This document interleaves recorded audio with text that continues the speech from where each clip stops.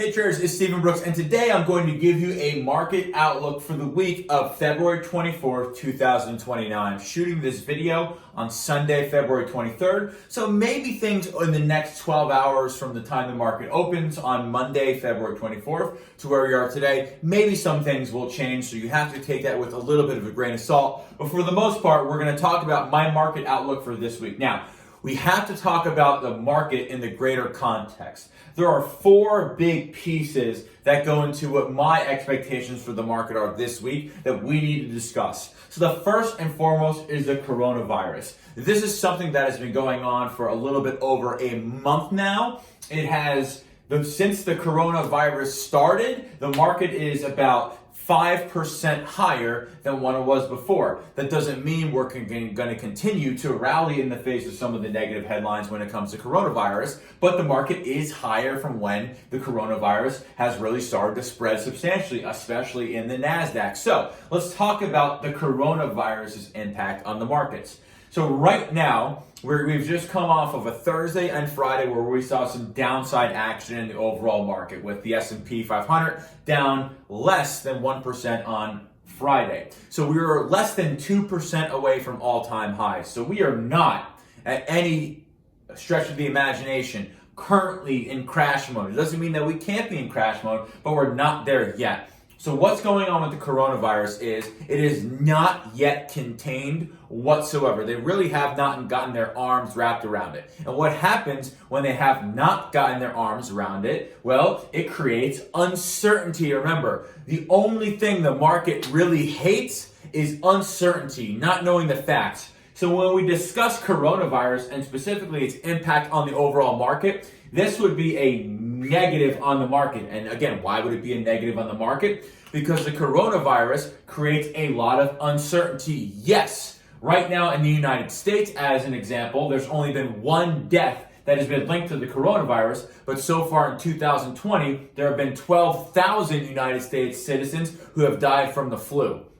So in terms of how bad it is on people dying, this is a little schmidge. More people have died from the cold or gotten hit by a car or have died from the flu this year than have died from the coronavirus. But why is there all this uncertainty? Well, over the last 2 decades or so, the economy has gotten more global. And because of that, a lot of industries and specifically technology names have a lot more invested in China. Right now in China, the death toll isn't crazy out of control, but there's so much uncertainty in China, like where did the coronavirus start? How do we stop it? Is it going to slow down? How do we do it? When the weather gets warm, is it really going to go away? Again, all this causes uncertainty. The news isn't necessarily different than we've seen over the last month, but there is still a cloud over the market because of the uncertainty around the coronavirus. On top of that, we just finished Q4 earnings over the last week or so.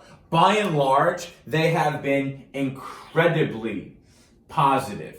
Incredibly positive. The majority of the S&P 500 companies that came out with earnings beat their expectations and had pretty good outlook. That is a very, very positive, especially when you consider the 4 largest companies in the world: Apple, Amazon, Microsoft, and I'm trying to remember the other one, but had very, very, very good earnings. The 3 biggest companies in the world have good earnings, and the majority, so more than 50% of the S&P 500 names that reported earnings also has good earnings. That's definitely a plus. On top of that, the economy. When we talk about the economy, we are always going to be talking about consumer spending. The reason we talk about consumer spending is because 70% of GDP is based off of consumer spending. So, what does that look like?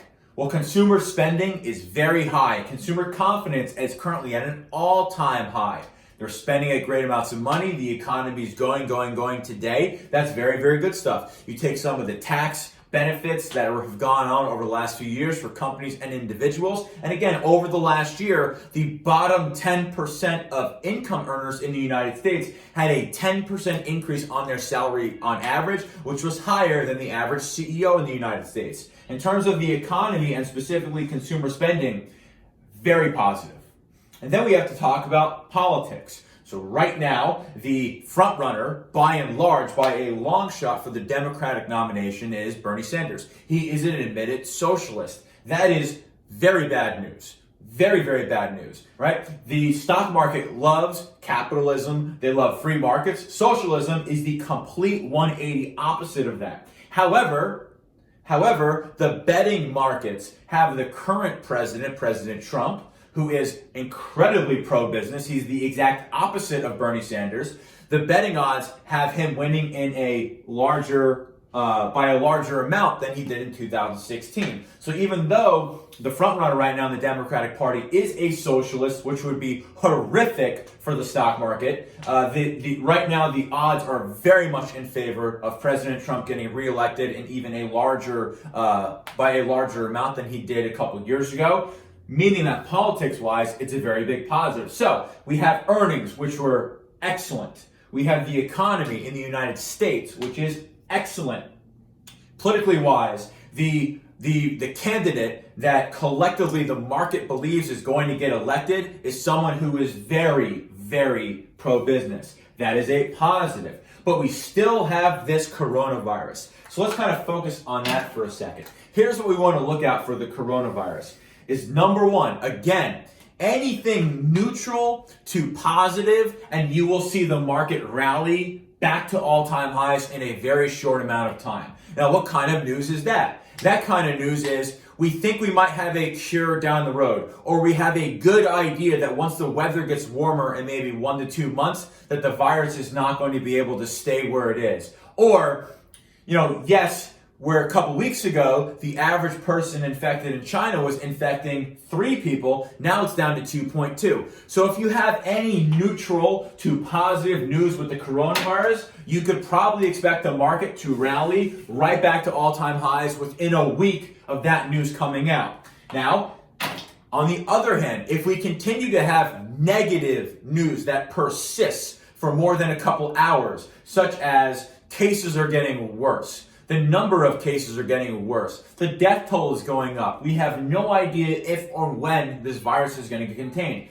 Then you will continue to see not normal sell-offs, but you will see very sharp sell-offs. So you're down 30 on a given day. Or we open in the morning down 50 S&P points. It's not going to be you're down 5 points, or you're down 10 points, or you're down 2 points. If we have negative headlines from the coronavirus, you could expect sharp and fast sell-offs. So again, you have to take these things into consideration. Yes, earnings were great. Yes, the economy is very strong. Yes, politically, it's a very big positive when the current administration is more than likely to get reelected, and they're very, very pro-business. But if we continue to get negative headlines that are consistently negative, then we will continue to see, in my opinion, very sharp sell-offs. However, if we go a couple days without some really negative headlines that are brand new, you can expect the market to rally, rip-roaring, probably right back to all-time highs. I'll see you all in the next video.